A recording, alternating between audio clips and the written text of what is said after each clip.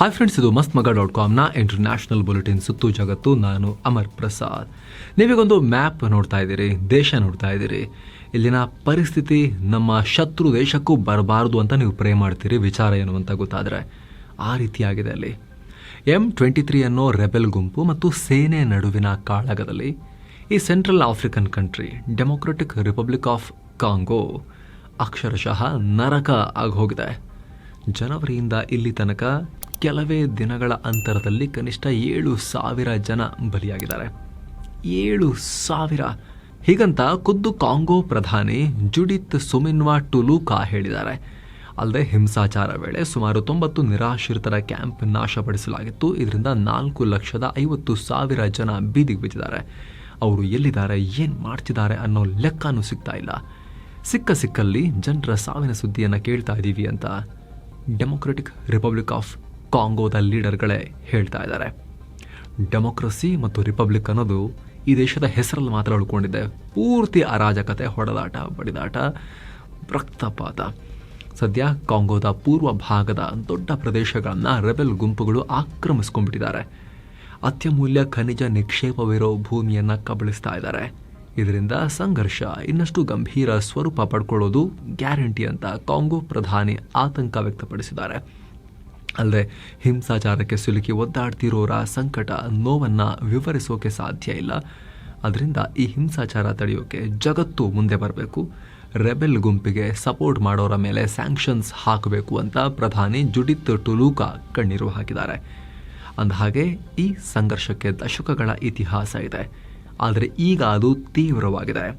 ಮೊದಲು 1994 ಏಪ್ರಿಲ್ 6ನೇ ತಾರೀಕು ಅಂದಿನ ರುವಾಂಡಾ ಅಧ್ಯಕ್ಷ ಹುಟು ಸಮುದಾಯದ ಜೊವಾನಲ್ ಹ್ಯಾಬಾರಿಮಾನರ ಹತ್ಯೆ ಮಾಡಲಾಗಿತ್ತು. ಇದಕ್ಕೆ ರುವಾಂಡಾದ ಟೂಟ್ಸಿ ಜನಾಂಗದವರು ಕಾರಣ ಅಂತ ಅಲ್ಲಿನ ಹೋಟಿಗಳು ಟೂಟ್ಸಿ ಜನಾಂಗವನ್ನು ಟಾರ್ಗೆಟ್ ಮಾಡಿ ದಾಳಿ ನಡೆಸಿದರು. ಇದರಲ್ಲಿ ಕೇವಲ 3 ತಿಂಗಳಲ್ಲಿ 8 ಲಕ್ಷ ಜನ 3 ತಿಂಗಳಲ್ಲಿ 8 ಲಕ್ಷ ಜನ ಫಿನಿಶ್ ಆಗಿದ್ರು.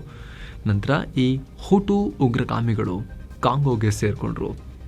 ಈ ನಡುವೆ ಕಾಂಗೋದಲ್ಲಿರೋ ಟೂಟ್ಸಿ ಜನಾಂಗದವರು M23 ಹೆಸರಲ್ಲಿ ಕಾಂಗೋ ಸರ್ಕಾರದ ವಿರುದ್ಧ ಬಂಡಾಯ ಸಾರಿದ್ರು. 2012ರಿಂದಲೂ ಕಾಂಗೋ ಸರ್ಕಾರ ಮತ್ತು ಟೂಟ್ಸಿಗಳ ನಡುವೆ ಸಂಘರ್ಷ ನಡೀತಾನೇ ಇದೆ. ಅಲ್ಪಸಂಖ್ಯಾತರ ಹಕ್ಕುಗಳಿಗಾಗಿ ಈ ಹೋರಾಟ ಮಾಡ್ತಾ ಇದ್ದೀವಿ ಅನ್ನೋದು ಈ ಟೂಟ್ಸಿ ರೆಬೆಲ್ಸ್ ವಾದ. ಆದರೆ ಕಾಂಗೋ ಸರ್ಕಾರ ಪ್ರಕಾರ ಕಾಂಗೋದ ಪೂರ್ವ ಭಾಗದಲ್ಲಿ ದೊಡ್ಡ ಪ್ರಮಾಣದ ಖನಿಜ ಸಂಪತ್ತಿರೋ ಕಾರಣ ಈ ರೆಬೆಲ್ ಗುಂಪು ಆ ಪ್ರದೇಶವನ್ನು ವಶಕ್ಕೆ ತಗೊಳ್ಳೋಕೆ ಈ ರೀತಿ ಮಾಡ್ತಾ ಇದೆ ಅನ್ನೋ ಆರೋಪ ಮಾಡ್ತಾ ಇದ್ದಾರೆ. ಈಗ ಆಲ್ರೆಡಿ ಅವರು ವಶಕ್ಕೂ ತಗೊಂಡಿದ್ದಾರೆ ಈ ಭೂಭಾಗವನ್ನು. ಇನ್ನು ಈ ರೆಬೆಲ್ ಗುಂಪಿಗೆ ರುವಾಂಡಾ ಬೆಂಬಲ ಕೊಡ್ತಾ ಇದೆ. ಕಾಂಗೋವನ್ನು ಕಬಳಿಸೋಕೆ ಅವರು ಪ್ರಯತ್ನ ಪಡ್ತಿದ್ದಾರೆ, ಈ ರೆಬೆಲ್ಗಳನ್ನು ಮುಂದಿಟ್ಟು ಅನ್ನೋದು ಆರೋಪ ಕಾಂಗೋದ ಲೀಡರ್ಗಳದ್ದು. ಆಡಳಿತ ಬದಲಿಸೋಕೆ, ರೆಜಿಮ್ ಚೇಂಜ್ಗೆ ಇದನ್ನು ಮಾಡ್ತಿದ್ದಾರೆ ಅನ್ನೋದು ಕಾಂಗೋ ಆರೋಪ. ಯಾಕಂದರೆ ಸದ್ಯ ರುವಾಂಡಾದಲ್ಲಿ ಟುಟ್ಸಿಗಳೇ ಅಧಿಕಾರ ನಡೆಸ್ತಾ ಇದ್ದಾರೆ. ಅವರು ತಮ್ಮ ಸಮುದಾಯದ ರೆಬೆಲ್ಗಳಿಗೆ ಬೆಂಬಲ ಕೊಡ್ತಾ ಇದ್ದಾರೆ ಅನ್ನೋದು ಡೆಮೊಕ್ರೆಟಿಕ್ ರಿಪಬ್ಲಿಕ್ ಆಫ್ ಕಾಂಗೋದ ಆರೋಪ. ವಿಶ್ವಸಂಸ್ಥೆ ಕೂಡ ಇದೇ ಆರೋಪ ಮಾಡ್ತಾ ಇದೆ. ರೆಬೆಲ್ ಗುಂಪಲ್ಲಿರೋರಿಗೆ ರುವಾಂಡಾ ಸೇನೆ ತರಬೇತಿ ನೀಡ್ತಾ ಇದೆ, ಶಸ್ತ್ರಾಸ್ತ್ರ ಒದಗಿಸ್ತಾ ಇದೆ ಅಂತ ವರದಿ ನೀಡಿದೆ. ಆದರೆ ರುವಾಂಡಾ ಮಾತ್ರ ಇದನ್ನು ತಳ್ಳಿ ಹಾಕಿದೆ. ಸದ್ಯ ಇಲ್ಲಿ ಹಿಂಸಾಚಾರ ನಿಂತಿಲ್ಲ. ಈಗ ಖನಿಜ ಸಂಪತ್ತಿರೋ ಪ್ರದೇಶ ರೆಬೆಲ್ಗಳ ಕೈಲಿದ್ದು ಅದನ್ನು ವಶಕ್ಕೆ ತಗೊಳ್ಳೋಕೆ ಕಾಂಗೋ ಸರ್ಕಾರ ಮತ್ತಷ್ಟು ಸೇನೆ ಕಳಿಸ್ತಾ ಇದೆ. ಹೀಗಾಗಿ ಹೊಡೆದಾಟ ಕಂಟಿನ್ಯೂ ಆಗ್ತಾ ಇದೆ. ಸಾವಿನ ಪ್ರಮಾಣ, ನೋವಿನ ಪ್ರಮಾಣ ಇನ್ನಷ್ಟು ಹೆಚ್ಚಾಗೋ ಆತಂಕ ಮನೆ ಮಾಡಿದೆ. ದಿನ ಬೆಳಗಾದ್ರೆ ಕಾಶ್ಮೀರ ಅಂತ ಗೋಳಾಡೋ ಪಾಕಿಸ್ತಾನಕ್ಕೆ ವಿಶ್ವಸಂಸ್ಥೆಯಲ್ಲಿ ಭಾರತ ಛೀಮಾರಿ ಹಾಕಿದೆ. ಜಿನೇವಾದಲ್ಲಿ ನಡೆದ United Nations Human Rights Council UNHRCನ ಮೀಟಿಂಗ್ನಲ್ಲಿ ಭಾರತದ ರಾಯಭಾರಿ ಕ್ಷಿತಿಜುತ್ಯಾಗಿ ಪಾಕಿಸ್ತಾನ ಬೇರೆ ದೇಶಗಳಿಗೆ ಪಾಠ ಹೇಳೋ ಸ್ಥಿತಿಯಲ್ಲೇ ಇಲ್ಲ, ನಿಮಗೆ ಅರ್ಹತೆನೇ ಇಲ್ಲ, ಮಾತಾಡಬೇಡ್ರಿ, ಕೂತ್ಕೊಳ್ರಿ ಅಂತ ಮಂಗಳಾರತಿ ಮಾಡಿದ್ದಾರೆ. ಪಾಕಿಸ್ತಾನ ಒಂದು ಫೇಲ್ ಆಗಿರೋ ಕಂಟ್ರಿ. ಆ ದೇಶನ ಕಾಪಾಡೋಕೆ ಬೇರೆ ಯಾರಾದರೂ ಹೊರಗಿನವರು ಬೇಕು. ಅವರಿಗೆ ಅಂತಾರಾಷ್ಟ್ರೀಯ ನೆರವಿನ ಅಗತ್ಯ ಇದೆ. ಭಯೋತ್ಪಾದಕರಿಗೆ ಆಶ್ರಯ ಕೊಡ್ತಿರೋದ್ರಿಂದ ಪಾಕಿಸ್ತಾನಕ್ಕೆ ಇಂಥ ದುಸ್ಥಿತಿ ಬಂದಿದೆ. ಮಾನವ ಹಕ್ಕುಗಳು ಮತ್ತು ಪ್ರಜಾಪ್ರಭುತ್ವದ ಬಗ್ಗೆ ಮಾತನಾಡುವ ಅರ್ಹತೆಯನ್ನು ಅವರು ಕಳ್ಕೊಂಡಿದ್ದಾರೆ. ಭಾರತದ ವಿರುದ್ಧ ಅಂತಾರಾಷ್ಟ್ರೀಯ ವೇದಿಕೆಗಳಲ್ಲಿ ಮಾತನಾಡಿ ವೇದಿಕೆಯನ್ನು ದುರುಪಯೋಗ ಪಡಿಸ್ಕೊಳ್ತಿದ್ದಾರೆ ಅಂತ ಅತ್ಯಂತ ಕಠಿಣ ಪದಗಳಲ್ಲಿ ಭಾರತ ಪಾಕಿಸ್ತಾನವನ್ನು ತರಾಟೆಗೆ ತಗೊಂಡಿದೆ. ಇದೇ ವೇಳೆ ಕೇಂದ್ರಾಡಳಿತ ಪ್ರದೇಶಗಳಾದ ಜಮ್ಮು ಕಾಶ್ಮೀರ ಮತ್ತು ಲಡಾಖ್ ಭಾರತದ ಅವಿಭಾಜ್ಯ ಅಂಗಗಳು. ದಶಕಗಳಿಂದ ಪಾಕಿಸ್ತಾನದ ಭಯೋತ್ಪಾದನೆಯಿಂದ ಕಂಗೆಟ್ಟಿದ್ದ ಆ ಪ್ರದೇಶಗಳು ಪುನಃ ಸಹಜ ಸ್ಥಿತಿಗೆ ಮರಳುತ್ತಾ ಇವೆ ಅಂತ ಹೇಳಿದ್ದಾರೆ. ಅಮೆರಿಕ ಅಧ್ಯಕ್ಷ ಡೊನಾಲ್ಡ್ ಟ್ರಂಪ್ ವಿದೇಶಿಯರಿಗಾಗಿ ಗೋಲ್ಡ್ ಕಾರ್ಡ್ ವೀಸಾವನ್ನ ಪರಿಚಯಿಸಿದಾರಲ್ಲ, ನಿನ್ನೆ ಸುತ್ತು ಜಗತ್ತಲ್ಲಿ ನಾವು ಮಾಹಿತಿಯನ್ನು ಕೊಟ್ಟಿದ್ವಿ. ಈ ವೀಸಾ ಯೋಜನೆ ಅಡಿಯಲ್ಲಿ ಅಮೆರಿಕದ ಯೂನಿವರ್ಸಿಟಿಗಳಲ್ಲಿ ವಿದ್ಯಾಭ್ಯಾಸ ಮಾಡೋ ಭಾರತೀಯ ಗ್ರಾಜ್ಯುಯೇಟ್ಸ್ ಅನ್ನ ಅಮೆರಿಕನ್ ಕಂಪನಿಗಳು ನೇಮಿಸಿಕೊಳ್ಳೋಕೆ ಸಾಧ್ಯ ಆಗುತ್ತೆ ಅಂತ ಟ್ರಂಪ್ ಹೇಳಿದ್ದಾರೆ. ಸದ್ಯ ಅಮೆರಿಕದಲ್ಲಿ ಚಾಲ್ತಿಯಲ್ಲಿರೋ ವಲಸೆ ವ್ಯವಸ್ಥೆಯಿಂದ ಭಾರತೀಯರು ಸೇರಿ ಅನೇಕ ವಿದೇಶಿ ಟ್ಯಾಲೆಂಟೆಡ್ ಜನರಿಗೆ ಅಡಚಣೆಯಾಗ್ತಾ ಇದೆ. ಅಮೆರಿಕದಲ್ಲಿ ಉಳ್ಕೊಂಡು ಕೆಲಸ ಮಾಡೋಕ್ಕಾಗ್ತಾ ಇಲ್ಲ. ಇದರಿಂದ ಇಲ್ಲಿ ಪದವಿ ಪಡೆದ ಭಾರತೀಯರು ತಮ್ಮ ರಾಷ್ಟ್ರಗಳಿಗೆ ವಾಪಸ್ ಹೋಗಿ ಅಲ್ಲಿ ಬಿಸ್ನೆಸ್ ಓಪನ್ ಮಾಡಿ ಬಿಲಿಯನೇರ್ಸ್ ಆಗ್ತಾ ಇದ್ದಾರೆ. ಸಾವಿರಾರು ಜನರಿಗೆ ಉದ್ಯೋಗ ಸೃಷ್ಟಿಸ್ತಾ ಇದ್ದಾರೆ. ಅಮೆರಿಕಗೆ ಸಿಗಬೇಕಾಗಿದ್ದ ಈ ಅಪಾರ್ಚುನಿಟಿ ನಮ್ಮ ವಲಸೆ ನೀತಿಯಿಂದ ಹಾಳಾಗ್ತಾ ಇದೆ ಅಂತ ಟ್ರಂಪ್ ಹೇಳಿದ್ದಾರೆ.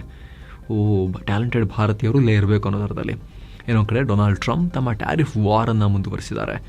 ಯುರೋಪಿಯನ್ ಒಕ್ಕೂಟದ ಮೇಲೆ 25% ಟ್ಯಾರಿಫ್ ಹೆಚ್ಚಿಸ್ತೀನಿ, ಆದಷ್ಟು ಬೇಗ ಈ ಬಗ್ಗೆ ಘೋಷಣೆ ಮಾಡ್ತೀನಿ ಅಂತ ಹೇಳಿದ್ದಾರೆ. ಅಲ್ಲದೆ ಅಮೆರಿಕಾಗೆ ಸಮಸ್ಯೆ ಕೊಡೋಕೆ ಅಂತಲೇ ಈ ಯುರೋಪಿಯನ್ ಒಕ್ಕೂಟ ಹುಟ್ಕೊಂಡಿರೋದು. ಅವರ ಪ್ರಮುಖ ಉದ್ದೇಶವೇ ಅದು. ನಮ್ಮನ್ನ ಅಡ್ವಾಂಟೇಜ್ ತಗೊಳ್ತಾ ಇದ್ದಾರೆ, ಟೇಕನ್ ಫಾರ್ ಗ್ರಾಂಟೆಡ್ ಮಾಡ್ಕೊಂಡಿದ್ದಾರೆ ಅಂತ ಕಿಡಿಕಾರಿದ್ದಾರೆ. ಟ್ರಂಪ್ಗೆ ಸಿಟ್ಟು. ಅಮೆರಿಕ ಒಂದು ಪಾಪದ ಹಸು, ಎಷ್ಟು ಬೇಕಾದರೂ ಹಾಲು ಕರ್ಕೋಬಹುದು ಅನ್ನೋ ರೀತಿಯಲ್ಲಿ ಯುರೋಪ್ನವರು ಅಮೆರಿಕವನ್ನು ಟ್ರೀಟ್ ಮಾಡ್ತಾರೆ ಅನ್ನೋದು ಟ್ರಂಪ್ ರೊಚ್ಚಿಗೆ ಹೇಳ್ತಿರೋದಕ್ಕೆ ಕಾರಣ ಯುರೋಪ್ನವರ ಮೇಲೆ. ಅತ್ತ ಯುರೋಪಿಯನ್ ಯೂನಿಯನ್ ಇದಕ್ಕೆ ರಿಯಾಕ್ಟ್ ಮಾಡಿ ಹೊಸ ಟ್ಯಾರಿಫ್ ಹೇರಿದ್ರೆ ನಾವು ಕೂಡ ಅದಕ್ಕೆ ಉತ್ತರವನ್ನು ಕೊಡ್ತೀವಿ, ತಕ್ಕ ಉತ್ತರ ಕೊಡ್ತೀವಿ ಅಂತ ಹೇಳಿದ್ದಾರೆ. ಇನ್ನೊಂದು ಕಡೆ ಕೆನಡಾವನ್ನ 5 ಐಸ್ ಗುಂಪಿನಿಂದ ಹೊರ ಹಾಕೋಕೆ ಅಮೆರಿಕ ಮುಂದಾಗಿದೆ ಅನ್ನೋ ದೊಡ್ಡ ಸುದ್ದಿ ಬರ್ತಾ ಇದೆ. ಈ ಸಂಬಂಧ ಟ್ರಂಪ್ರ ಸೀನಿಯರ್ ಅಡ್ವೈಸರ್ ಪೀಟರ್ ನಾವರೋ ಅನ್ನೋರು ಒಂದು ಪ್ರಪೋಸಲ್ ಮುಂದಿಟ್ಟಿದ್ದಾರೆ. ಕೆನಡಾ ಮತ್ತು ಅಮೆರಿಕ ನಡುವಿನ ಟ್ಯಾರಿಫ್ ಹಾಗೂ ವಲಸಿಗರ ಸಮಸ್ಯೆಯಲ್ಲಿ ಕೆನಡಾ ಮೇಲೆ ಪ್ರೆಷರ್ ಹಾಕೋಕೆ ಈ ರೀತಿ ಮಾಡಿರಬಹುದು ಅಂತಲೂ ಹೇಳಲಾಗ್ತಿದೆ. ಅಂದಹಾಗೆ 5 ಐಸ್ ಅನ್ನೋದು ಒಂದು ಇಂಪಾರ್ಟೆಂಟ್ ಇಂಟೆಲಿಜೆನ್ಸ್ ಶೇರಿಂಗ್ ಕೂಟ. ಇದನ್ನು ಮೊದಲ ಬಾರಿಗೆ 2ನೇ ವಿಶ್ವಯುದ್ಧದ ಟೈಮ್ನಲ್ಲಿ 1941ರಲ್ಲಿ ಅಮೆರಿಕ, UK ಸೇರಿ ರಚಿಸಿದ್ವು. ನಂತರ ಕೆನಡಾ, ಆಸ್ಟ್ರೇಲಿಯಾ, ನ್ಯೂಜಿಲೆಂಡ್ಗಳನ್ನು ಸೇರಿಸಿಕೊಳ್ಳಲಾಗಿತ್ತು. ಈ 5 ರಾಷ್ಟ್ರಗಳ ನಡುವೆ ಇಂಪಾರ್ಟೆಂಟ್ ಇಂಟೆಲಿಜೆನ್ಸ್ ಮಾಹಿತಿಯನ್ನು ಶೇರ್ ಮಾಡ್ಕೊಳ್ಳೋಕೆ ಸಾಧ್ಯ ಆಗ್ತಾ ಇದೆ. ಆದರೆ ಇತ್ತೀಚೆಗೆ ಇದರಲ್ಲಿ ಕೆನಡಾ ಪಾತ್ರ ಏನೂ ಇಲ್ಲ, ಅವರೇನು ಕೆಲಸ ಮಾಡ್ತಿಲ್ಲ ಅನ್ನೋ ಟೀಕೆ ಇತ್ತು. ಯಾಕಂದರೆ ನ್ಯೂಜಿಲೆಂಡ್, ಆಸ್ಟ್ರೇಲಿಯಾ ರಾಷ್ಟ್ರಗಳು ಇಂಡೋ ಪ್ಯಾಸಿಫಿಕ್ ವಲಯದಲ್ಲಿ ಅಮೆರಿಕದ ಕಣ್ಣಿನಂತೆ ಕೆಲಸ ಮಾಡೋಕ್ಕೆ ಅವಶ್ಯಕತೆ ಇದೆ. ಅತ್ತ ಯುರೋಪ್ನಲ್ಲಿ UK ಅವಶ್ಯಕತೆ ಇದೆ. ಆದರೆ ಕೆನಡಾ ಅಮೆರಿಕಾಗೆ ಪಕ್ಕದಲ್ಲೇ ಇರೋದ್ರಿಂದ ಅವರೇನು ಕೆಲಸನೂ ಮಾಡ್ತಿಲ್ಲ, ನಾವೇ ಇದ್ದೀವಿ ಇಲ್ಲಿ, ಇವರೇನು ಬೇಕಾಗಿಲ್ಲ ಅನ್ನೋದು ಅಮೆರಿಕದ ಆ್ಯಟಿಟ್ಯೂಡ್, ಟ್ರಂಪ್ ಆ್ಯಟಿಟ್ಯೂಡ್. ಜೊತೆಗೆ ಈ 5 ಐಸ್ಗೆ ಅತಿ ಹೆಚ್ಚು ಫಂಡಿಂಗ್ ಮಾಡೋ ರಾಷ್ಟ್ರನೂ ಅಮೆರಿಕ. ಕೆನಡಾದಿಂದ ಏನೇನು ಯೂಸ್ ಆಗ್ತಿಲ್ಲ, ಇದು ಮುಂಚೆನೂ ಗೊತ್ತಿತ್ತು. ಆದರೂ ಕೂಡ ಕೆನಡಾ ಜೊತೆ ಸಂಬಂಧ ವೃದ್ಧಿ ಮಾಡ್ಕೊಳ್ಳೋಕೆ ಅಂತ ಅಮೆರಿಕ ಈ ಗುಂಪಿಗೆ ಸೇರಿಸ್ಕೊಂಡಿತ್ತು. ಈಗ ಟ್ರಂಪ್ ಆಡಳಿತ ಎಲ್ಲವನ್ನ ಪ್ಲಸ್ ಮೈನಸ್ಸು ಫಿಗರ್ಸ್ ಈ ರೀತಿ ಲಾಭ ನಷ್ಟ ಲೆಕ್ಕಾಚಾರದಲ್ಲೇ ನೋಡೋ ಟ್ರಂಪ್ ಇವರಿರೋದು ಏನಕ್ಕೆ ತುಡು ಮತ್ತು ಅವರ ರಾಷ್ಟ್ರ ಬೇಡ ಅಂತ ಹೇಳ್ತಾ ಇದ್ದಾರೆ ಅನ್ನೋ ಮಾಹಿತಿ ಈಗ ಇಂಟರ್ನ್ಯಾಷನಲ್ ಮೀಡಿಯಾದಲ್ಲಿ ರಿಪೋರ್ಟ್ ಆಗ್ತಿದೆ. ಇದರ ಬಗ್ಗೆ 2 ಕಡೆಯಿಂದ ಅಫಿಷಿಯಲ್ ಸ್ಟೇಟ್ಮೆಂಟ್ ಇನ್ನಷ್ಟೇ ನಾವು ನಿರೀಕ್ಷೆ ಮಾಡಬೇಕು. ಬಾಂಗ್ಲಾದಲ್ಲಿ ಒಂದು ವೇಳೆ ಹಿಂದೂಗಳ ಮೇಲಿನ ಹಿಂಸಾಚಾರ ನಡೆದ್ರೂ ಅದು ಭಾರತದ ಸಮಸ್ಯೆ ಅಲ್ಲ. ಒಂದು ವೇಳೆ ಭಾರತದಲ್ಲಿ ಅಲ್ಪಸಂಖ್ಯಾತರಿಗೆ ಸಮಸ್ಯೆ ಆದ್ರೂ ಅದು ಬಾಂಗ್ಲಾ ವಿಚಾರ ಅಲ್ಲ, ಅದು ಭಾರತದ ಆಂತರಿಕ ವಿಚಾರ. ಸೊ ಇದು ಕೂಡ ಹಾಗೆ. ಭಾರತದ ಮಾಧ್ಯಮಗಳು ಬಾಂಗ್ಲಾ ಅಲ್ಪಸಂಖ್ಯಾತರ ಸಮಸ್ಯೆಗಳನ್ನು ವರ್ಣರಂಜಿತವಾಗಿ ತೋರಿಸ್ತಾವೆ. ಭಾರತದೊಂದಿಗೆ ಬಾಂಗ್ಲಾ ಕೂಡ ಒಳ್ಳೆ ಸಂಬಂಧವನ್ನು ಹೊಂದೋಕೆ ಬಯಸುತ್ತೆ. ಭಾರತ ಕೂಡ ಬಾಂಗ್ಲಾದೊಂದಿಗೆ ಯಾವ ರೀತಿ ಸಂಬಂಧವನ್ನು ಹೊಂದೋಕೆ ಬಯಸುತ್ತೆ ಅನ್ನೋದನ್ನು ನಿರ್ಧರಿಸಬೇಕಾಗಿದೆ ಅಂಥೇಳಿ ಈ ತೌಹೀದ್ ಹುಸೇನ್ ಹೇಳಿದ್ದಾರೆ. ಜೈಶಂಕರ್ ಹೇಳಿಕೆ ಕೊಟ್ಟಿದ್ದಾರಲ್ಲ, ಫಾರಿನ್ ಮಿನಿಸ್ಟರ್, ಅದಕ್ಕೆ ರಿಯಾಕ್ಷನ್ ಇದು. ಹಿಂದೂಗಳ ಮೇಲೆ ದಾಳಿ ನಡೀತಾ ಇದೆ, ಬಾಂಗ್ಲಾದಲ್ಲಿ ಎಲ್ಲದಕ್ಕೂ ನಮ್ಮನ್ನು ದೂಷಿಸ್ತಾ ಇದ್ದೀರಿ, ನೀವು ಭಾರತವನ್ನು ದೂಷಿಸ್ತಾ ಇದ್ದೀರಿ, ಸಂಬಂಧ ಹೇಗಿರಬೇಕು ಅಂತ ನೋಡಿ, ನಿಮ್ಮ ಆಪ್ಷನ್ ನಿಮಗೆ ಬಿಟ್ಟಿರೋದು ಅನ್ನೋ ರೀತಿ ಜೈಶಂಕರ್ ಹೇಳಿದ್ರು. ಅದಕ್ಕೆ ಅವರು ಈ ರೀತಿ ರಿಯಾಕ್ಟ್ ಮಾಡಿದ್ದಾರೆ. ಈಗ ಏನೋ ಇಸ್ರೇಲ್ ಹೆಜ್ಬುಲ್ಲಾ ಸೈಟ್ಗಳನ್ನ ಗುರಿಯಾಗಿಸಿ ದಾಳಿ ನಡೆಸಿದೆ. ಈ ದಾಳಿಯಲ್ಲಿ ಹಿರಿಯ ಹಿಜ್ಬುಲ್ಲಾ ಲೀಡರ್ ಪ್ರಾಣವನ್ನ ಕಳ್ಕೊಂಡಿದ್ದಾನೆ. ಈತ ಶಸ್ತ್ರಾಸ್ತ್ರ ಕಳ್ಳ ಸಾಗಾಣಿಕೆ ಮಾಡಿ ಲೆಬನಾನ್ಗೆ ಸಪ್ಲೈ ಮಾಡ್ತಾ ಇದ್ದ ಅಂತ ಗೊತ್ತಾಗಿದೆ.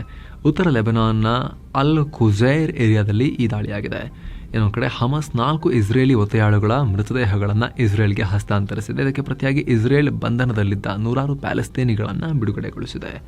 ಯುರೋಪಿಯನ್ ಯೂನಿಯನ್ ಅಧ್ಯಕ್ಷೆ ಉರ್ಸುಲಾ ವಾನ್ ಡೆರ್ ಲಿಯನ್ 2 ದಿನಗಳ ಭಾರತ ಪ್ರವಾಸವನ್ನು ಕೈಗೊಂಡಿದ್ದಾರೆ. ಗುರುವಾರ ಮಧ್ಯಾಹ್ನ ದಿಲ್ಲಿಗೆ ಆಗಮಿಸಿದ್ದಾರೆ. ಬಳಿಕ ಹೋಟೆಲ್ ಇಂಪೀರಿಯಲ್ನಲ್ಲಿ ಕೇಂದ್ರ ವಿದೇಶಾಂಗ ಸಚಿವ ಎಸ್ ಜೈಶಂಕರ್ನ ಭೇಟಿಯಾಗಿ ವ್ಯಾಪಾರ, ಹೂಡಿಕೆ, ಕ್ಲೀನ್ ಎನರ್ಜಿ ಮತ್ತು ಟ್ರಂಪ್ರ ಟ್ಯಾರಿಫ್ ನೀತಿಯ ಪರಿಣಾಮದ ಕುರಿತು ಚರ್ಚೆ ನಡೆಸಲಿದ್ದಾರೆ. ಶುಕ್ರವಾರ PM ಮೋದಿ ಅವರನ್ನ ಕೂಡ ಉರ್ಸುಲಾ ಮೀಟ್ ಮಾಡ್ತಾ ಇದ್ದಾರೆ.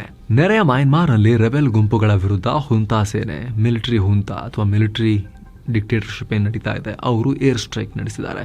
ಪರಿಣಾಮ 20 ಜನ ಪ್ರಾಣ ಕಳ್ಕೊಂಡಿದ್ದಾರೆ. ಮ್ಯಾಗ್ವೆ ಅನ್ನೋ ನಗರದಲ್ಲಿ ಈ ದಾಳಿಯಾಗಿದೆ. ಏನೋ ಡೊನಾಲ್ಡ್ ಟ್ರಂಪ್ ಅಮೆರಿಕ ಅಧ್ಯಕ್ಷರಾದಾಗಿನಿಂದ ಇರಾನ್ ತನ್ನ ಪರಮಾಣು ಶಕ್ತಿಯನ್ನು ಹೆಚ್ಚಿಸೋ ಕಡೆ ಜಾಸ್ತಿ ಫೋಕಸ್ ಮಾಡ್ತಾ ಇದೆ. ಯುರೇನಿಯಂ ಎನ್ರಿಚ್ಮೆಂಟ್ ಮಾಡೋದು ಜಾಸ್ತಿ ಆಗ್ತಾ ಇದೆ. ಕಳೆದ ನವೆಂಬರ್ನಿಂದ ಈ ಎನ್ರಿಚ್ ಮಾಡೋ ವೇಗದಲ್ಲಿ 50% ಇನ್ಕ್ರೀಸ್ ಆಗಿದೆ ಅಂತ ವಿಶ್ವಸಂಸ್ಥೆಯ nuclear watch dog IAEA international atomic energy agency report ಮಾಡಿದೆ. ಕಳೆದ ಆಗಸ್ಟ್ನಲ್ಲಿ 164 kg ಯುರೇನಿಯಂ ಅನ್ನು ಎನ್ರಿಚ್ ಮಾಡಿ ಇಟ್ಕೊಂಡಿದ್ರು. ನವೆಂಬರ್ ಹೊತ್ತಿಗೆ ಅದು 182 kgಗೆ ತಲುಪಿತ್ತು. ಈಗ ಅದು 274 kgಗೆ ತಲುಪಿದೆ. ಈ 274 kg ಯುರೇನಿಯಂ ಅನ್ನು 60% ಎನ್ರಿಚ್ ಮಾಡಿ ಆಗಿದೆ. ಇದು 90% ವರೆಗೆ ತಲುಪಿದ್ರೆ ಒಂದು ಪರಮಾಣು ಸ್ಫೋಟಕ ಪವರ್ಫುಲ್ ಆಗಿರೋದು ಮಾಡ್ಬೋದು ಅಂತ IAEA ಕಳವಳ ವ್ಯಕ್ತಪಡಿಸಿದೆ. ಅಮೆರಿಕ ಸರ್ಕಾರ ಪಾಕ್ ವಿರುದ್ಧ ಕ್ರಮ ಕೈಗೊಳ್ತೀವಿ ಅಂತ ಹೇಳಿದೆ. ಪಾಕಿಸ್ತಾನದಲ್ಲಿ ಪ್ರಜಾಪ್ರಭುತ್ವ ಮರುಸ್ಥಾಪಿಸುವ ಉದ್ದೇಶದಿಂದ ಪಾಕಿಸ್ತಾನ ಪ್ರಜಾಪ್ರಭುತ್ವ ಕಾಯ್ದೆಯನ್ನು ಹೊಸ ಬಿಲ್ ತಯಾರಿಸ್ತಾ ಇದ್ದಾರೆ. ಇದನ್ನು ಅಮೆರಿಕ ಸಂಸದ ಜೋ ವಿಲ್ಸನ್ ತಯಾರಿಸ್ತಿದ್ದಾರೆ. ಒಮ್ಮೆ ಈ ಕಾಯ್ದೆ ಜಾರಿಗೆ ಬಂದ ಮೇಲೆ ಅಮೆರಿಕ ಪಾಕ್ ಸೇನೆ ಮತ್ತು ಸರ್ಕಾರಿ ಅಧಿಕಾರಿಗಳ ಪರಿಶೀಲನೆ ಮಾಡುತ್ತೆ. ಪಾಕ್ ಸೇನಾ ಮುಖ್ಯಸ್ಥ ಅಸಿಮ್ ಮುನೀರ್ ಮೇಲೆ ಸ್ಯಾಂಕ್ಷನ್ ಹೇರಬೇಕೋ ಬೇಡವೋ ಅಂತ 30 ದಿನಗಳ ಕಾಲ ರಿವ್ಯೂ ನಡೆಸುತ್ತೆ ಅನ್ನೋ ಮಾಹಿತಿ ಈಗ ಲಭ್ಯ ಆಗ್ತಾ ಇದೆ.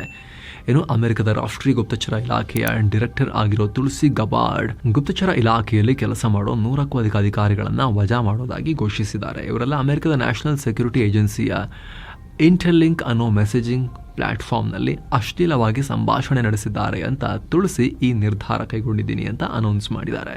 ಸೊ ಫ್ರೆಂಡ್ಸ್, ಇದಾಗಿತ್ತು ಇವತ್ತಿನ ಜಗತ್ತಿನ ಸುತ್ತಾಟ. ಮತ್ತೆ ಭೇಟಿ ಆಗ್ತಿರೋಣ. ನಮಸ್ತೆ.